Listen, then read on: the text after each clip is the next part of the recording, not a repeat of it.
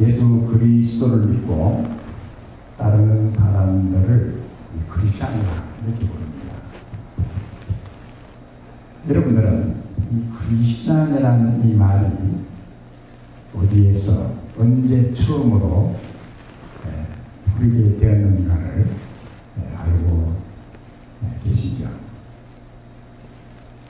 우리가 사도행전에 있는 말씀 보면 사도행전에 한번 동영상 주시기 바랍니다. 우리 21장 25절과 26절에 있는 말씀을 보면 우리 다 같이 한번 보겠습니다. 바나바가 사울을 찾으러 다소에 가서 만남에 안디옥에 데리고 와서 둘이 교회에 1년간 모여있어 큰 무리를 가르쳤고 제자들이 안디옥에서 비로소 그리스도인이라 일컬음을 받게 되었다. 그러니까 초대교회에 주님의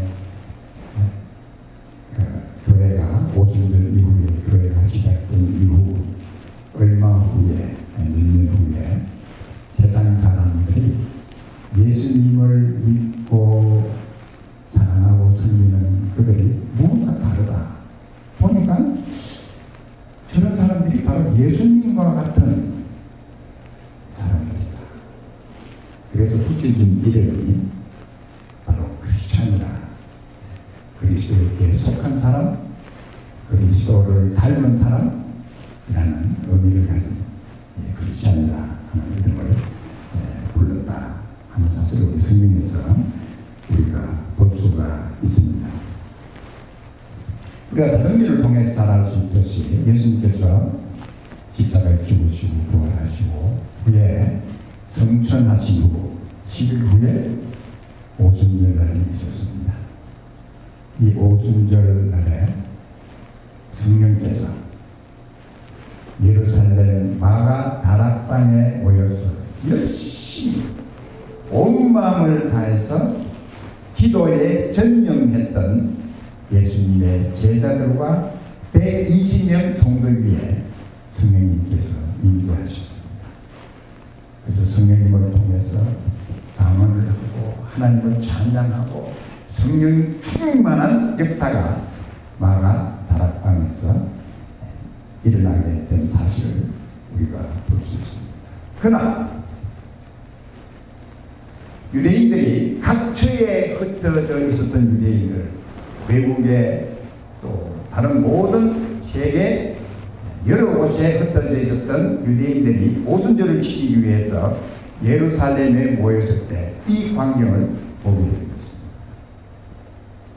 그런데 우리가 사도행전 2장에 있는 말씀을 보면 한 8개국에 있는 사람들이 모였는데 예수님의 제자들이 방언으로 주님의 복음을 전하는데 전부 자기 나라 말로 알아듣는 거예요.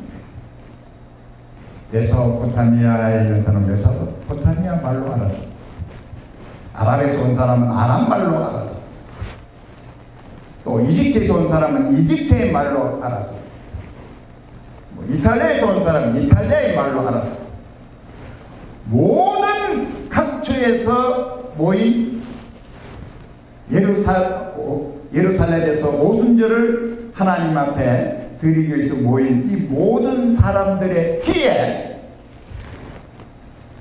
자기들이 사용했던 언어로 예수님에 대해서, 하나님에 대해서, 예수 그리스도의 죽으심에 대해서, 부활하심에 대해서 그들이 듣는 상상할 수 없는 일이 일어납니다. 그때는 공식 성경도 없었어요. 바로 방언으로 믿는 자들이 하나님을 찬양하는데 전부 자기 나라 말. 그들이 보고 너무 신기한 거예요. 이 사람들 보니까 출신이 어부 출신이고 다른 외국어를 배운 일도 없고 더군다나 외국어 말해본 적도 없는 이 사람들이 어떻게 자기들이 살고 있는 자기 나라 말로 말할 수가 있는가? 전부 놀라가지고 뭐 정신이 없는 거예요. 이 도대체 어떻게 이런 일이 있었습니까?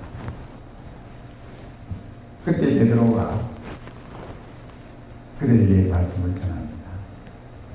이 일은, 여러분이 보는 이 일은 우리 인간의 능력으로 하는 것이 아니라 성령께서 여러분들이 태어나서 살고 있는 그 은으로 랭귀지로 성령님께서 이들을 통해서 당신들에게 말씀하고 있는 것이다 라고 이제 말씀을 합니다. 그리고 베드로가 공식적으로 유대인들이 죽인 예수 그리스도, 십자가에 죽인 예수 그리스도, 이 예수 그리스도가 하나님께서 세우신 그리스도요, 메시아요, 구원자라 하는 사실을 베드로가 그들에게 증거했다는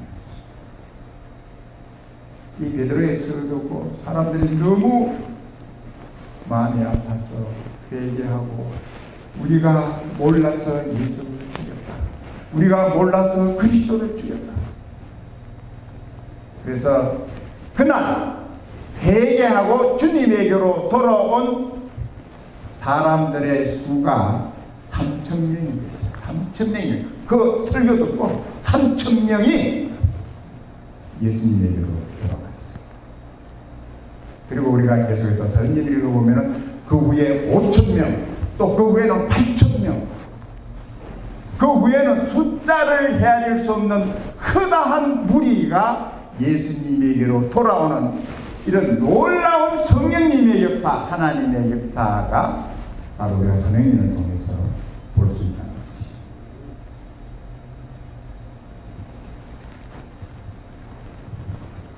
그런데 몇 년이 지나고 난 뒤에 이 예루살렘 교회에 핍박이 시작이 됐습니다. 유대인들로. 그냥 유대인들 자기가 죽인 예수를 하나님 아들이시오 그리스도라고 하니까 아마 이들을 그냥 둬서는 안 된다 해가지고 핍박이 시작. 그래서 그 핍박을 통해서 많은 크리스찬들이 환난을, 어려움을, 고통을 받게 되고, 너무 핍박이 심하니까 예루살렘을 떠나서 각처로 흩어지게 됐습니다. 그런데 놀라운 것은 그 흩어진 사람들이 흩어진 자기가 간 곳마다 예수님의 복음을 전하는 놀라운 역사가 있습니다. 우리 여기에 예루살렘의 성령의 큰 불이, 성령의 임재가 불같이 성령의 역사가 일어났어요. 그런데 이 예수님을 싫어하고 미워하는 사람들이 크게 불 끌라고 밟았어요. 예수 믿는 핍박했어요. 또 예수 믿지 말고 감옥에 넣고, 이게 막 밟으니까 이 불꽃이 어떻게 돼요? 옆에 가서 막 더 붙네. 더 붙는 거예요. 더 붙는 거예요. 밟으면 밟을수록 막 불꽃은 더 옆으로 튀고 해가지고 온 세계에 성령의 불이 번져가는 거예요. 번져가는.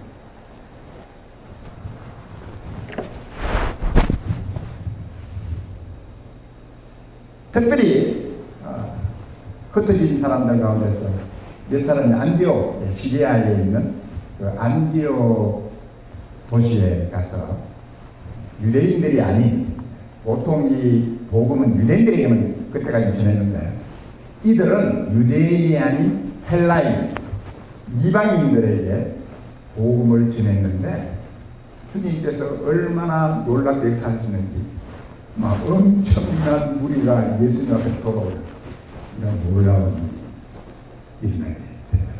그래서 오늘 우리가 11장 25절 26절에 있는 말씀을 우리가 읽었는데, 그 안디옥 예수 믿는 자들을 위해서 예루살렘에서 발송한 바나바가 이제 다소에 있는 사울, 우리가 잘 아는 바울을 찾아가서 우리 함께 하나님 말씀을 이 수많은 이방인들 예루살렘에 있는 이들에게 말씀을 가르치자. 그래서 1년을 가르치는데 이 사람들이 얼마나 놀랍게 변화되는지. 초대 교회 역사를 우리가 읽어보면 예수 믿는 사람들이 서로 사랑하는 그 사랑의 모습은 세상 사람들이 볼 때 너무나 특별한 거예요. 너무나 자기들이 도저히 흉내낼 수 없는 그러한 삶을 서로 사랑하고, 누가 병이 났다 그러면은 몇 사람이 찾아가서 병간호해주고 돌보아주고 예수 믿는 사람들 너무 사랑이 많다. 그리고 환난을 당해가지고 감옥에 간 사람들, 그 감옥을 방문하기 위해서 예수 믿는 사람들이 줄을 서가지고 그 감옥에 갇힌 예수 믿는 사람들을 위로하기 위해서 줄을 서가지고 기다리고 있는 거야. 이런 모습을 본 사람들이 이 사람들 보니까 예수님이 어떤 분인 줄 알겠다. 이 사람 보니까 저 사람들이 예수님이다. 예수 같은 사람이다. 이렇게 크리스찬, 이들은 크리스찬이다.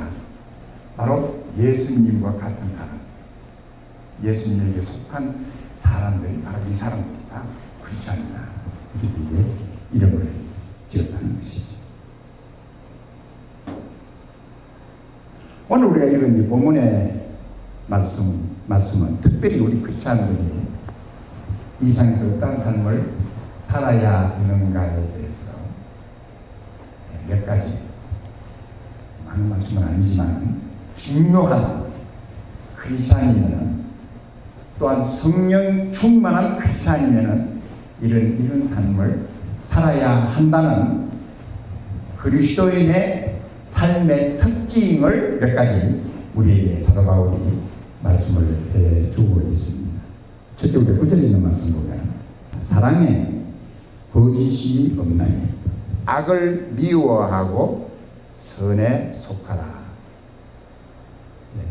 영어에 보면은 Let love be without hypocrisy. Abhor what is evil, cling to what is good. 사랑에는 위선이 없다 그래서 위선. 가장해가지고 사랑하는 채 하는, 이건 사랑이 아닌데, 거짓이 없는 사랑. 사랑에는 가면 쓰고 하는 사랑은 그건 사랑이 아니다. 그리고 악을 미워해. 악을 미워해. 사람들은 악을 얼마나 즐겨요. 세상 사람들은 악을 즐기거든. 악 행하는 걸 막 좋아가지고 막 즐기거든. 자기가 결국 어떻게 될 줄도 모르고. 우리는 악을 미워하라. 선에 속, 선한 선에, 선을 사모하고 선을 행하기에 열심을 하는 그러한 사람이다. 그렇게 우리에게 말씀을 하고 있습니다. 예수님께서 십자가에 돌아가신 제자들에게 말씀하셨습니다. 요한복음 13장 34절에 있는 말씀 보면 새 계명을 너희에게 주노니 서로 사랑하라. 내가 너희를 사랑하는 것 같이 너희도 서로 사랑하라. 예수님께서 서로 사랑하라. 어떤 사랑으로 사랑해야 되느냐? 내가 너희를 사랑한 것 같이 너희도 서로 사랑하라. 내가 너를 사랑한 그 사랑을 너도 다른 사람을 사랑해야 한다.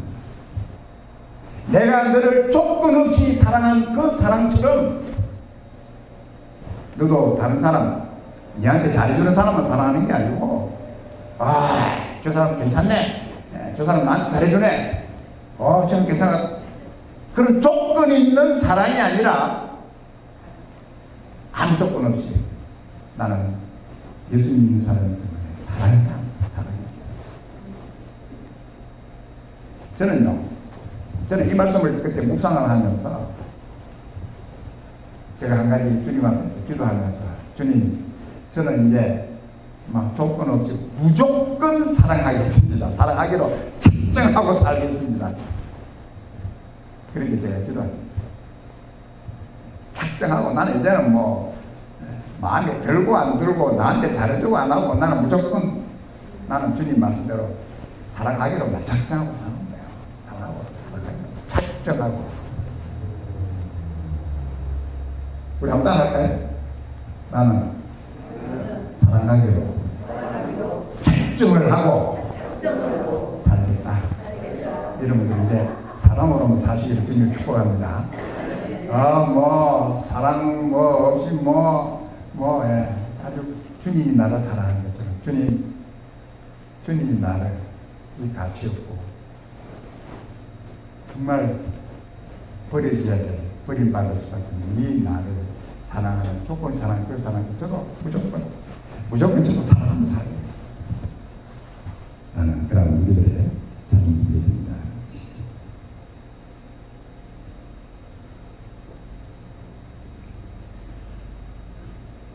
우리가 보통 이제 우리가 사랑을 할 때 우리가 상당히 조건이 많잖아요.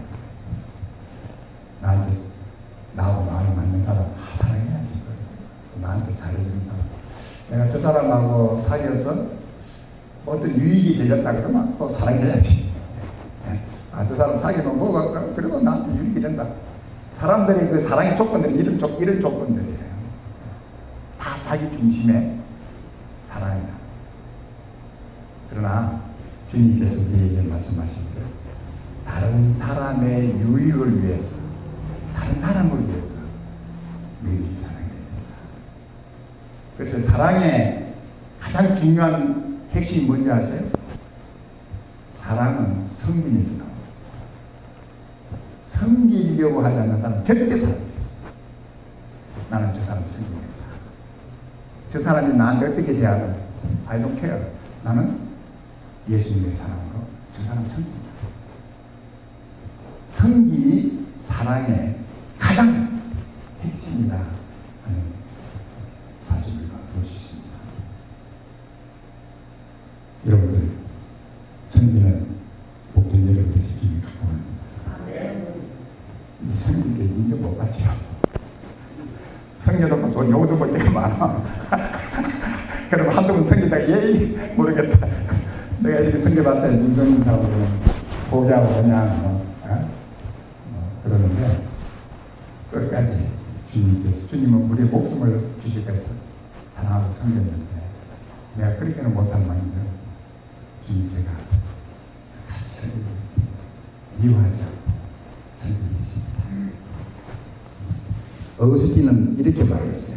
당신을 사랑하는 자를 사랑하는 것은 인간적인 사랑이다. 인간들은 누구나 자기 사랑하는 사람 사랑하는 거 다 사랑할 수 있어요. 인간들은 당신을 사랑하는 자를 미워하는 자는 사탄적이다. 당신을 나는 참 사랑하는 나 계속 미워해. 그 사람은 자기 마음이 아니라 사탄 때문에 마귀한테 딱 걸려가지고 무조건 나를 미워하는 거야. 잘해 미워하고 못해서 미워. 사탄이 그렇게 합니다.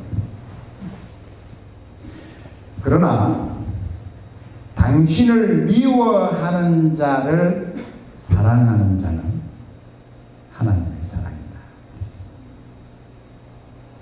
나를 미워하고 뒤에서 수근수근대고 비난하고 그렇더라도 사랑하는 자는 하나님의 사랑을 가지고 있습니다. 하나님의 사랑, 주님의 사랑이 아니면 이 사랑을 할 수 없다 라고 어르신이 말씀을 했습니다. 그 다음에 우리가 10절에 있는 말씀 보면 10절에 있는 말씀 형제를 사랑하여 서로 우애하고 존경하기를 서로 먼저 하며 그렇게 말씀하셨어요. 형제를 사랑하라. 서로 우애하라. 서로 사랑하며 그런 관계를 사랑의 관계를 가지고 살아야 된다. 그리고 서로 존경하면서 존경할 때도 내가 먼저 존경하면서 살아야 한다. 여러분들, 우리가 특별히 우리가 사랑을 할 때 내 가족 중에 내 형제, 형을 사랑하듯이, 내 동생을 사랑하듯이, 또 내 누나를 사랑하듯이, 내 여동생을 사랑하듯이, 그런 사랑을 우리 교회에서도 해야 한다는 것입니다. 우리가 이 형제들, 우리 가족에 있는 형제들, 자매들 사랑하는데 특별한 조건이 있잖아요. 형제니까, 내 자매니까 우리가 사랑하게 되는데, 그런 사랑을 우리도 교회에서 서로가 사랑해야 되고, 서로 우애하고 항상 사랑 안에서 사랑의 관계를 가지고 사는 그러한 서로 우애하고 존경하는 걸 서로 문제해라. 네가 나를 존경해주면 내가 너 존경해주겠다. 이런 게 아니죠. 내가 먼저 존경한다. 내가 먼저. 이 존경하는 마음 어디서 떠오르냐면, 다른 사람을 나보다 낫게 여겨야 돼. 저 사람 나보다 낫다. 나보다 무엇 더 낫다. 그래서 이제 존경하는. 그러니까 나보다 좋은 걸 자꾸 찾아야 돼. 저 사람 보니까 나 같은 그냥 숨기를 푹 쏠 텐데 참고 있는 거, 야, 정말 존경했어. 화를 해야 될 텐데도 화를 내지 않고, 잘 참네. 정말 존경했어. 그래서 다른 사람을 존경하는 것을 먼저 하라. 내가 존경받기 전에. 예수님께서도 너희가 대접받기를 원하면은, 대접받기 원하는 대로 먼저 남을 대접하라 라고 말씀하셨듯이, 내가 존경을 받으려면은 다른 사람을 먼저 존경하는 내가 되어야 됩니다.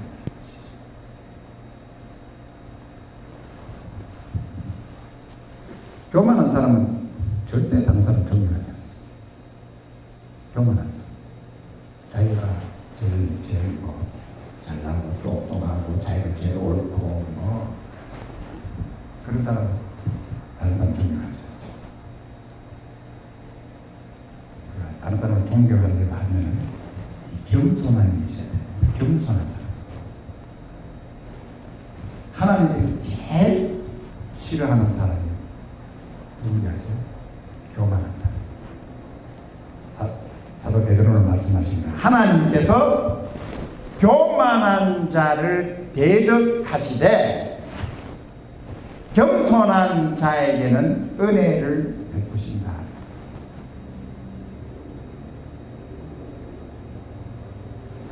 하나님께서 여러분을 대적하게 만들려면 여러분 교만하면 돼요.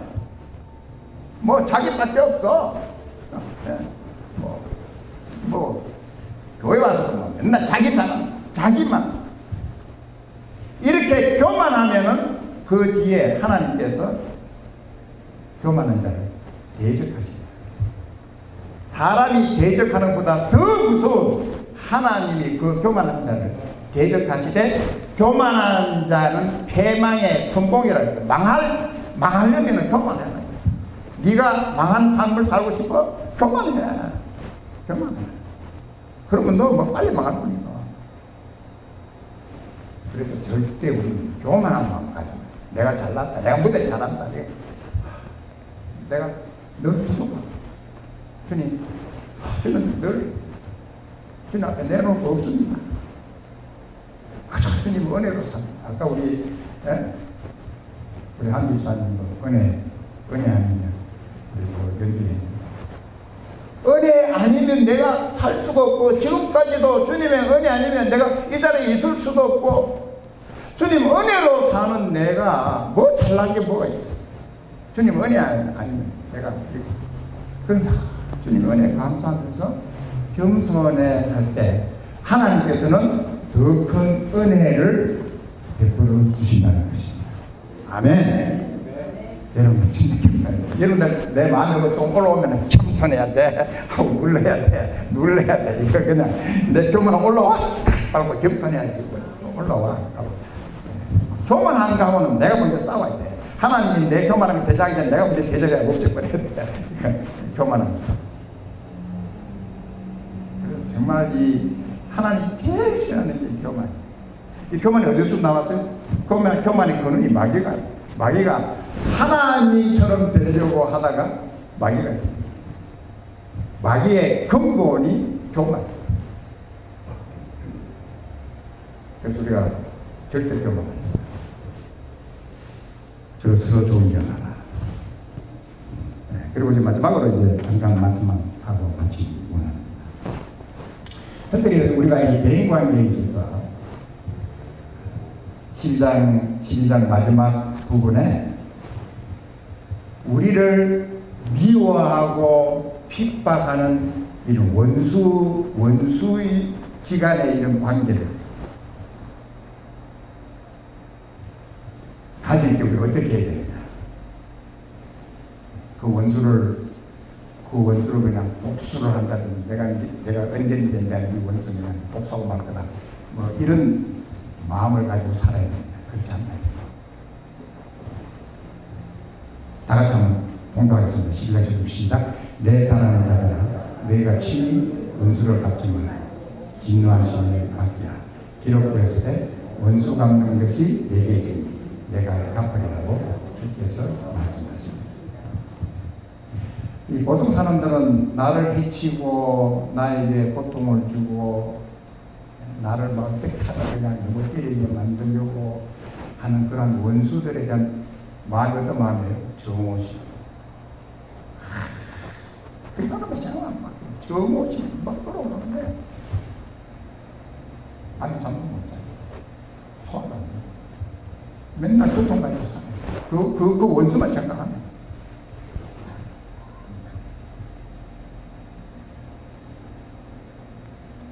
이 정오심이라는 일은 얼마나 무서운지 아세요? 내가 남을 미워하고 정오하는 마음을 가질 때 그 정오하는 마음이 얼마나 무서운지 여러분들 아시죠?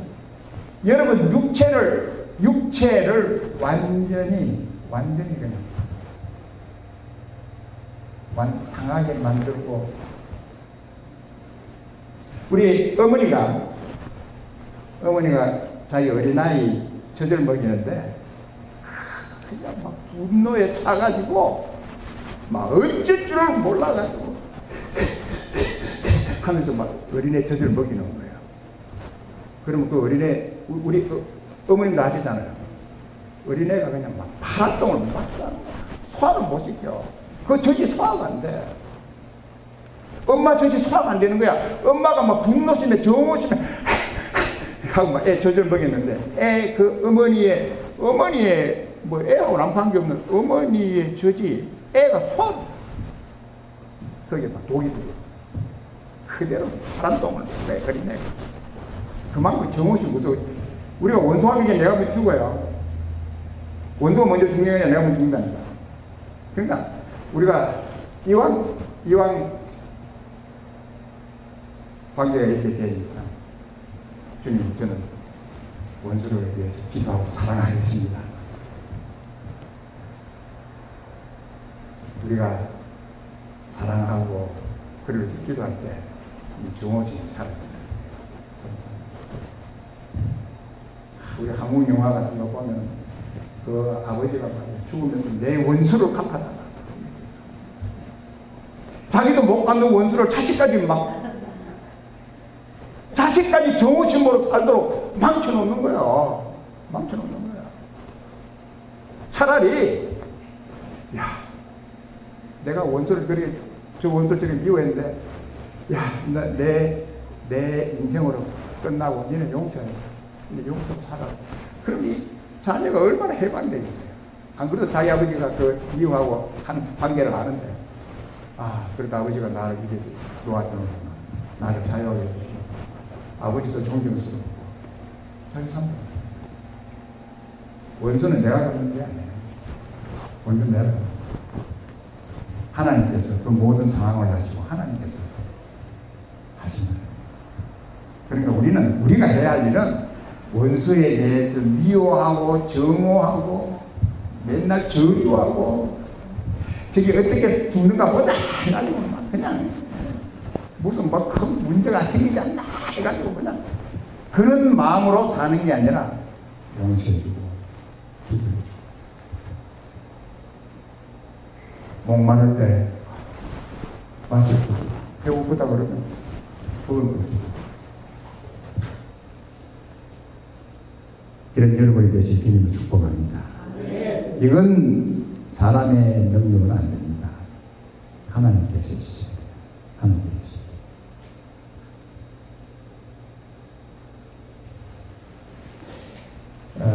제가 이 상당히 복수심에 강한 사람. 제가 남이 두 개 좀 나눠 3개, 4개 줘야지 또 네, 그런 성격이었는데 어느 날 제가 이 성경을 읽으면서 누가 내게 오른밤 여기죠? 오른밤을 때리면은 왼밤도 내주라. 왼밤도 내주라. 이 오른밤이라는 게 얼마나 이 수치인 줄 아세요? 오른밤은 내가 상대방에 서면은 내가 상대방 오른쪽을 때리려면은 이렇게 못 때려. 등 가지고 때려야 돼. 이 손등 가지고 때린다는 게 얼마나 나를 무시하고, 너는 인간도 아니야 하고 탁 때리는 거지. 그러고는 내가 죽도록 내가 네 원수를 갚는다 이게 아니라, 아 그러시냐고, 너무 속상하신가 본데 이쪽도 좀 때려주시오. 내놓으라는 거예요. 할 수 있어요? 할 수 있어요? 누가 나한테 심리 가자고 그러면 무슨 심리를 네가 뭐 바빠 죽는데 내가 뭐 심리 따라가죠? 그렇게 부탁하면은 이 심리를 가져라는 거예요. 예수님 이 심리 가져라. 제가 그때 그 말씀 읽으면서 야 내가 너무 째째하다. 나는 누가 심리 가자 그러면 야 심리? 야 내하고 오리도 안 간다. 이렇게 내 그걸로만 사는 그 말씀 읽으면서 주님 내가 앞으로 이렇게 할지 안 할지 모르겠지만 최소한 이런 여유 있는 마음을 제가 갖겠습니다. 누가 나를 오른쪽 때려? 그래 왼쪽 때려. 나 심리 가자고 그래? 그래 이 심리 가져자. 내 쏘고 달라고 그래 그것도 주자. 그렇게 생각하니까요 얼마나 넓어지는지 뭐 여유가 생기고 세상에 뭐 이렇게 새롭게 보이는 것 같아. 옛날에는 막 이거 막 싸우고 다투고 네가 뭐 이러느냐 그런 마음을 딱 먹으니까 야 내가 뭐 완전히 그냥 마음이 그냥 여유가 그냥 이런 마음을 가지고 사는 거야.